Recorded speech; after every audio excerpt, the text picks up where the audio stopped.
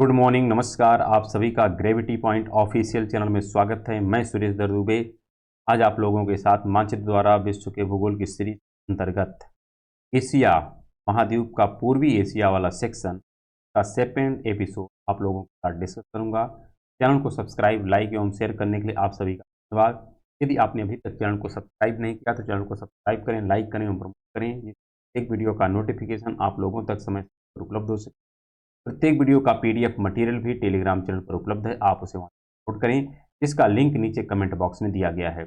इस प्लेटफॉर्म के माध्यम से आप लोगों को प्रैक्टिस सीरीज, मानचित्र द्वारा विश्व के भूगोल की सीरीज, साथ में इन्वायरमेंट इकोलॉजी की और कॉन्सेप्ट ज्योग्राफी की समय समय पर क्विज टाइप के प्रश्न उपलब्ध हो रहे हैं। आप इन सभी मटेरियल का भरपूर लाभ उठाएं और अपने एग्जाम को बेहतर करने का प्रयास करें। हमें आशा है कि आप लोग स्वस्थ होंगे, मस्त होंगे और अपनी पढ़ाई में संलग्न होंगे।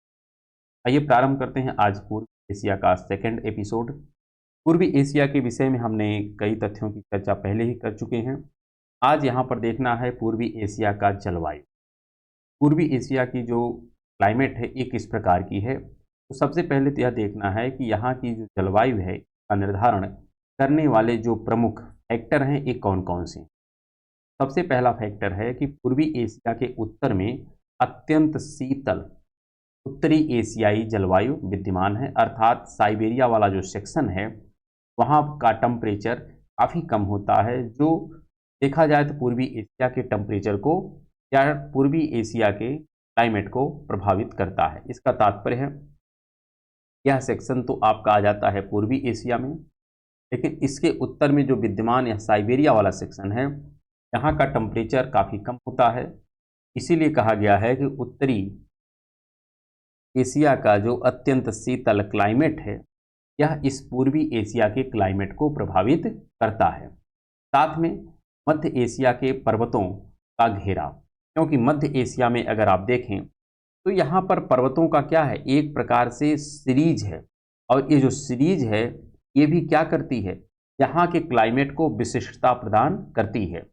इसलिए मध्य एशिया के पर्वतों का घेरा भी पूर्वी एशिया के जलवायु को प्रभावित करता है। साथ में उच्च वार्षिक तापांतर तथा अक्षांशीय विस्तार भी पूर्वी एशिया की जलवायु को प्रभावित करता है, क्योंकि यह जो पूर्वी एशिया वाला सेक्शन है यहाँ पे गर्मी का टेम्परेचर अधिक हो जाता है और शीत ऋतु का टेम्परेचर कम हो जाता है, अर्थात वार्षिक तापांतर काफ़ी ज़्यादा होता है और इसका अक्षांशीय विस्तार भी काफ़ी ज़्यादा है।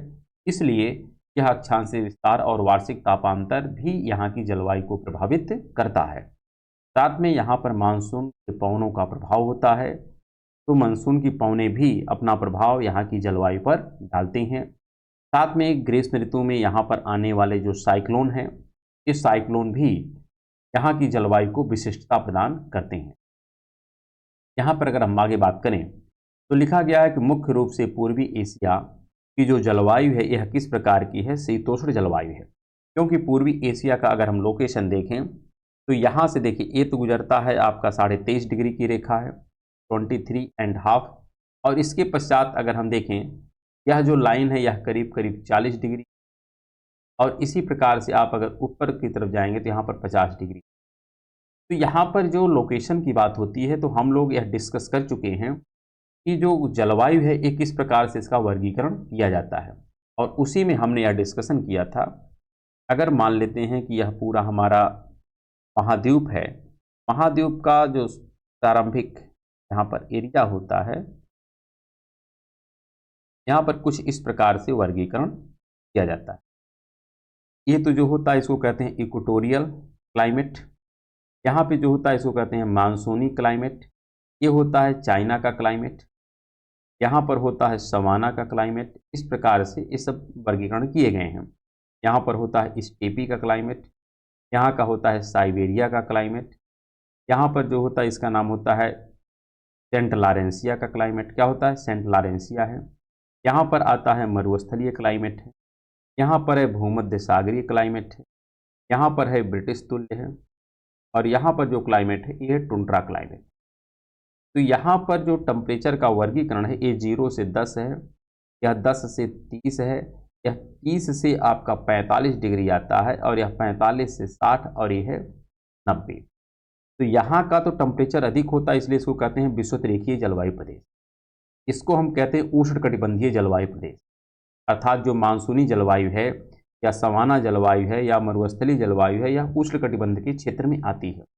लेकिन जो तीन तीन की जलवायु है अर्थात चीन तुल्य जो जलवायु प्रदेश है, यह 30 डिग्री से 45 डिग्री के मध्य में है और इसी को हम लोग कहते हैं समशीतोष्ण। क्या कहते हैं? समशीतोष्ण, क्योंकि यहाँ पर गर्मी और ठंडी का बराबर का भाग बंटा हुआ है और ये भी आपका शीत शीतोष्ण है, तो ये दोनों शीत शीतोष्ण के दायरे में आते हैं। लेकिन फिर भी यह 30 से 45 समशीतोष्ण में भी यह कैसा होता है, तो इसको हम कहते हैं उष्ण समशीतोष्ण। क्या कहते हैं? उष्ण समशीतोष्ण प्रकार की जलवायु का इसका नामकरण किया जाता है। जबकि ब्रिटिश तुल्य साइबेरिया और सेंट लॉरेंसिया जो है, यह शीत शीतोष्ण प्रकार की जलवायु होती है। तो यही यहाँ पर लिखा गया है। अगर आप इसको ध्यान से देखें तो लिखा गया है कि यहाँ की जो जलवायु होती है शीतोष्ण जलवायु है। शीतोष्ण का मतलब है कि यहाँ पर ठंडी भी है और गर्मी भी है, क्योंकि यह जो पूर्वी एशिया का सेक्शन है जिसमें चाइना प्रमुख रूप से आता है, यह 30 से, अगर इसका विस्तार देखा जाए, यह 30 से लगभग 50 डिग्री के मध्य में फैला हुआ है नॉर्थ। इसलिए यहाँ की जलवायु कैसी है? शीतोष्ण प्रकार की जलवायु देखी जाती है। साथ में अगर हम बात करें कि विशाल अक्षांशीय विस्तार के कारण यहाँ विभिन्न प्रकार की जलवायु मिलती है। दक्षिणी चीन में उप उष्ण जलवायु मिलती है, क्योंकि उपोष्ण कटिबंध होता है जो 30 से 35 डिग्री का क्षेत्र होता है। यहाँ पर अगर बात करें, यह जो 30 से 35 डिग्री के मध्य का क्षेत्र होता है, इसी को कहते हैं उपोष्ण। क्या कहते हैं? उपोष्ण, अर्थात यहाँ पर उष्ण का उपभाग है। तो जहाँ पर चाइना तुल्य जलवायु प्रदेश है, यहाँ पर उपोष्ण किस्म की जलवायु पाई जाती है। यह भी इसके विषय में सही है। साथ में जो मध्यवर्ती सेक्शन होता है, यहाँ पर गर्म शीतोष्ण प्रकार की जलवायु होती है, जो हमने अभी अभी डिफाइन किया, और इसी के अंतर्गत कोरिया तथा जापान में शीत शीतोष्ण जलवायु है। इस प्रदेश के पश्चिमी भागों में, अर्थात इस पूर्वी एशिया के पश्चिमी भागों में, जहाँ पर मरुस्थलीय प्रकार की जलवायु पाई जाती है पठारों पर, किस प्रकार की? मरुस्थलीय प्रकार की जलवायु पाई जाती है। साथ में यह प्रशांत महासागर के प्रभाव से दूर है। तटीय भागों तथा द्वीपों में सागरीय जलवायु पाई जाती है। इसका तात्पर्य जो पूर्वी एशिया वाला सेक्शन है, हर सेक्शन की क्लाइमेट अलग अलग है। इधर का जो सेक्शन है, यहाँ पर मरुस्थलीय जलवायु है। इधर का जो तटवर्ती और द्वीपीय क्षेत्र है, इन सब में जो जलवायु पाई जाती है, सब सागरीय जलवायु के प्रभाव में आते हैं। तेईस यहाँ पर हमारे कुछ सेक्शन होते हैं जहाँ पर मानसूनी जलवायु पाई जाती है। यहाँ पर चाइना तुल्य जलवायु पाई जाती है। तो इस प्रकार से देखा जाए, यहाँ पर विभिन्न प्रकार की जलवायु का कॉम्बिनेशन हमको देखने को मिलता है। कहाँ पर? पूर्वी एशिया वाले भाग में। साथ में यहाँ पर अगर हम बात करें, मानसून तुल्य जो जलवायु है, एक कहाँ पर पाई जाती है? पूर्वी एशिया। तो पूर्वी एशिया के जलवायु में मानसून महत्वपूर्ण भूमिका निभाता है, क्योंकि मानसून का तात्पर्य होता है 10 डिग्री से लेकर के 30 डिग्री के मध्य के सेक्शन को यह कवर करता है।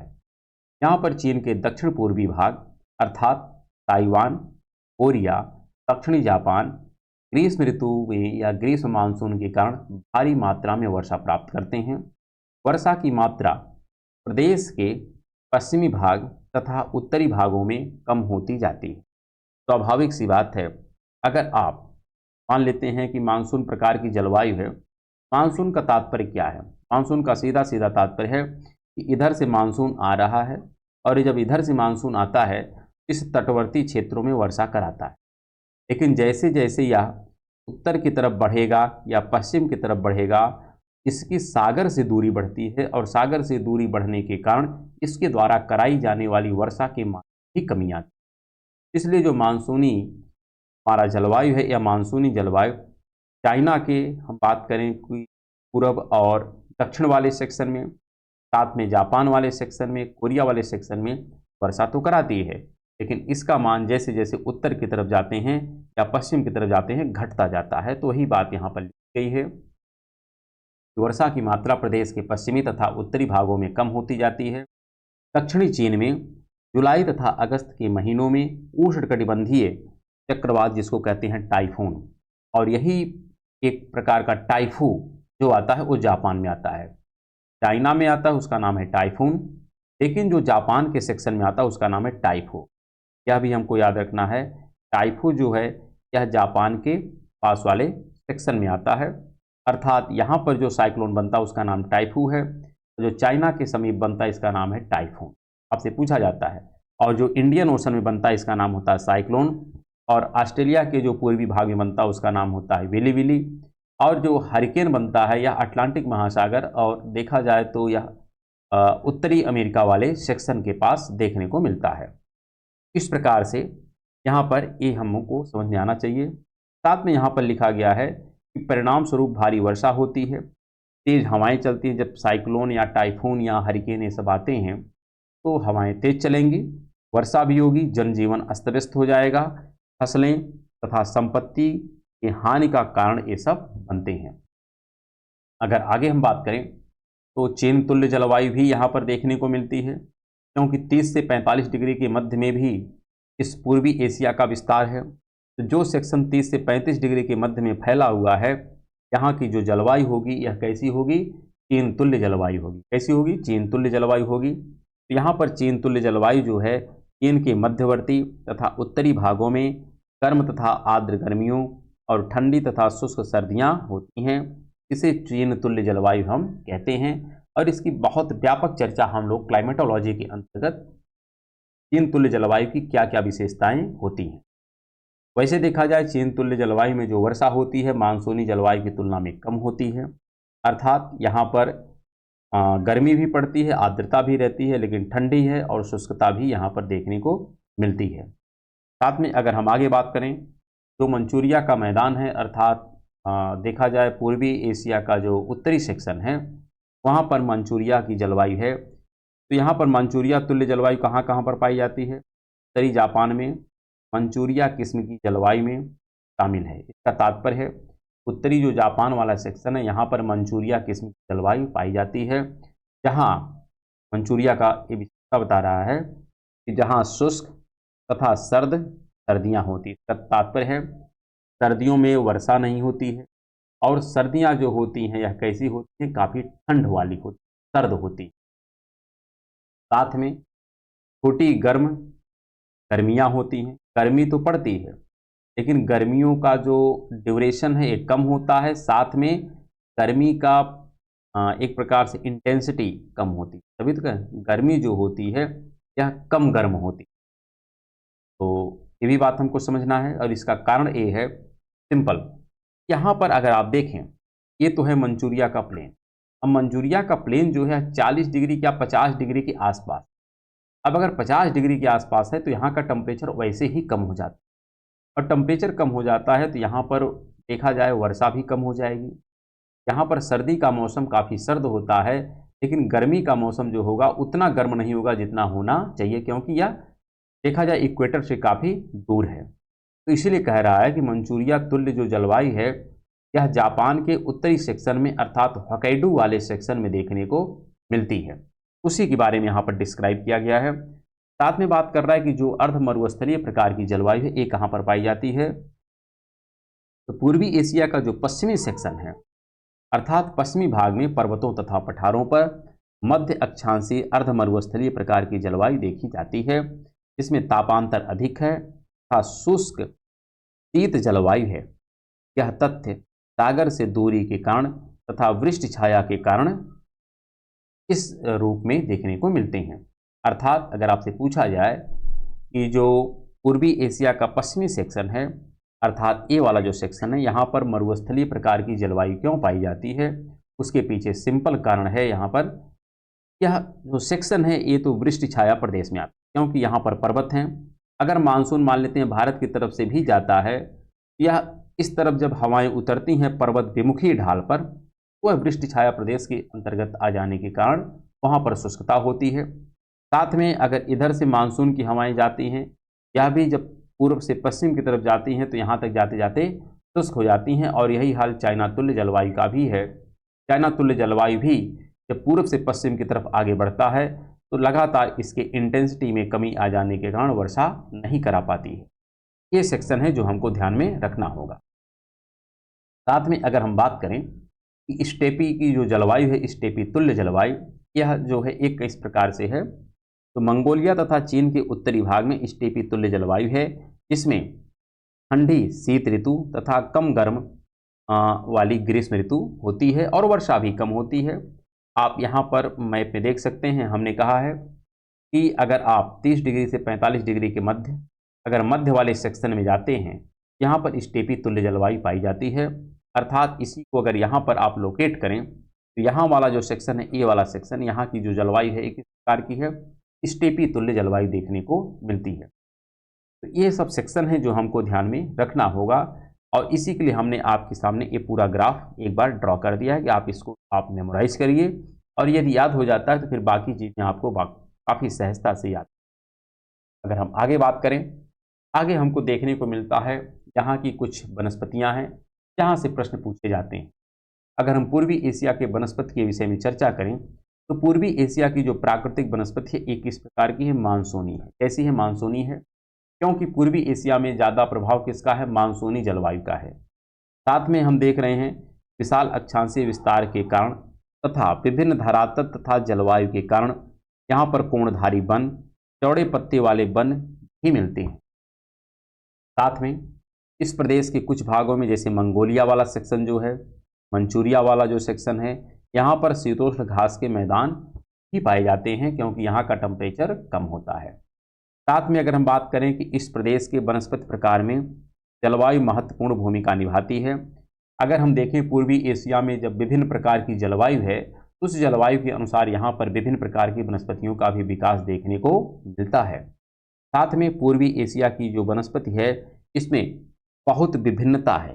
जब विभिन्न प्रकार की जलवायु है तो वनस्पतियाँ भी विभिन्न प्रकार की रहेंगी ही रहेंगी, क्योंकि वनस्पतियों का निर्धारण वहाँ की जलवायु अर्थात टेम्परेचर, वर्षा के आधार पर सुनिश्चित होता है, और उसी के आधार पर मृदा का भी फॉर्मेशन होता है। इस प्रकार से पूर्वी एशिया की वनस्पति में बहुत विभिन्नता है, जो विस्तार, जलवायु, मिट्टी तथा धरातल के कारण यह भिन्नता देखने को मिलती है। साथ में अगर बात करें पूर्वी एशिया में प्राकृतिक वनस्पति की निम्नलिखित मुख्य किस्में पाई जाती हैं। यहाँ पर जो प्रमुख किस्में हैं कौन कौन सी हैं? सबसे पहला उष्णकटिबंधीय मानसूनी वनस्पति यहाँ पर देखने को मिलती है, क्योंकि पूर्वी एशिया का अधिकांश भाग मानसूनी प्रकार की जलवायु के अंतर्गत पड़ता है। यहाँ पर कौन कौन सी लकड़ियाँ हैं? इसमें आपको मिलता है रोजवुड है, जो भारत के सेक्शन में भी मिलता है। ताल के वृक्ष पाए जाते हैं, सागवन पाया जाता है, काफूर है, बांस है।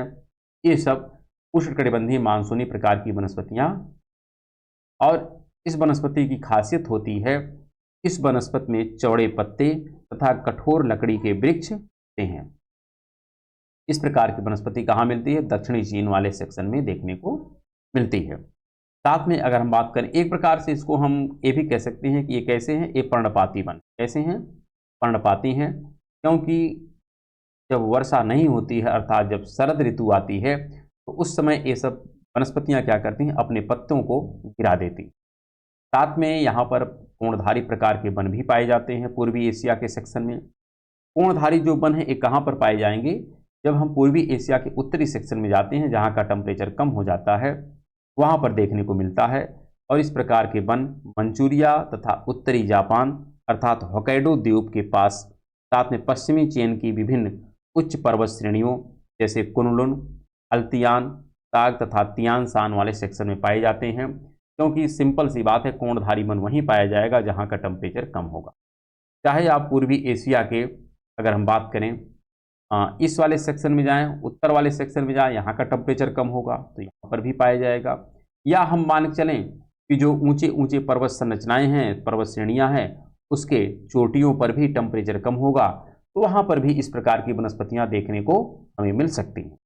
तो इसलिए जो कोनिफेरस फॉरेस्ट हैं यह उत्तरी सेक्शन में मंचूरिया और उत्तरी जापान के होक्काइडो में, साथ में पश्चिमी चीन की जो विभिन्न उच्च पर्वत श्रेणियाँ हैं जैसे कुनलुन, अल्ताइन ताग और तियानशान, यहाँ पर भी देखने को मिलते हैं। साथ में अगर हम बात करें, यहाँ की कुछ वनस्पतियाँ हैं जिसके अंतर्गत उष्णकटिबंधीय मानसूनी वनस्पति पाई जाती है। अंतर्गत कौन कौन से हैं? सब ट्रॉपिकल मानसूनल अर्थात डिसीडियस वेजिटेशन, अर्थात इसके अंतर्गत अगर हम बात करें, लिखा है उप उष्णकटिबंध, अर्थात यह पूरी तरीके से उष्णकटिबंध नहीं है बल्कि उष्णकटिबंध का उप वाला भाग है, और यहाँ पर मानसूनी वनस्पति पाई जाती है। अर्थात अगर हम बात करें, यह सेक्शन होता है जो 30 से 35 डिग्री वाला एरिया होता है, यहाँ पर इस प्रकार की वनस्पति पाई जाती है। अगर इसमें हम बात करें कौन कौन से वृक्ष हैं, तो विशेष तौर पर ओक है, साल है, सागवन है, मैपल है, ये सब यहाँ की मुख्य वनस्पतियाँ हैं। और ये कहाँ पर पाई जाती हैं, तो उत्तरी चीन में, दक्षिणी कोरिया के भाग में तथा जापान के विशाल भाग में इसके पार्ट पाए जाते हैं। इसी प्रकार जो स्टेप के घास के मैदान होते हैं, यहाँ पर्याप्त वर्षा वाले क्षेत्रों में घास पैदा होती है और इस प्रकार की वनस्पति मंचूरिया, आंतरिक मंगोलिया तथा मरुस्थलीय व अर्ध मरुस्थलों की सीमाओं के साथ साथ मिलती हैं। घास के मैदान कहाँ मिलते हैं? घास के मैदान वहाँ मिलते हैं जहाँ पर सेमी एरिड रीजन होता है, अर्थात ना तो बहुत वर्षा हो ना तो बहुत ज़्यादा शुष्कता हो। और इसी प्रकार का सेक्शन हमको मंचूरिया में, आंतरिक मंगोलिया में तथा मरुस्थल व अर्ध मरुस्थलीय की सीमाओं पर देखने को मिलता है। साथ में अगर हम बात करें मरुस्थलीय जो वनस्पति है, यह पूरी तरीके से ऐसे सेक्शन में मिलती है जो डेजर्ट होती हैं। इस प्रकार की वनस्पति स्टेप घास के मैदान के दक्षिण तथा पश्चिमी भागों में मिलती हैं, जैसे गोबी का मरुस्थल हो गया, ऑर्डर्स का पठार हो गया, जुगेरियन की बेसिन हो गई तथा तारिम बेसिन हो गई। ये सब एक प्रकार से मरुस्थलीय क्षेत्र होते हैं और मरुस्थलीय क्षेत्र होने के कारण यहाँ की जो वनस्पतियाँ होती हैं कैसी होती हैं, ये मरुस्थलीय प्रकार की होती है, जिसमें कैक्टस, बबूल, इन सब की प्रधानता होती है। ये सब सेक्शन है जो हमको ध्यान में रखना होना है, अर्थात इसी में हमारे तारिम बेसिन होते हैं, इसी में जुगोरियन बेसिन होते हैं, इसी में ओडस का पठार भी देखने को मिलता है। तो ये सब सेक्शन है जो वृष्ट छाया प्रदेश में, साथ में पूरी तरीके से यह एरिड रीजन है, इसलिए यहाँ पर इस प्रकार की वनस्पति देखने को मिलती है। अगर आगे हम बात करें तो एशिया में कुछ प्रमुख प्रकार की मिट्टियाँ हैं, इसको हमें समझना है। इसमें अगर हम मिट्टियों के बारे में डिस्कस करें तो यहाँ पर पॉडजोल किस्म की भी मिट्टी पाई जाती है, लाल तथा पीली मिट्टियाँ भी पाई जाती हैं।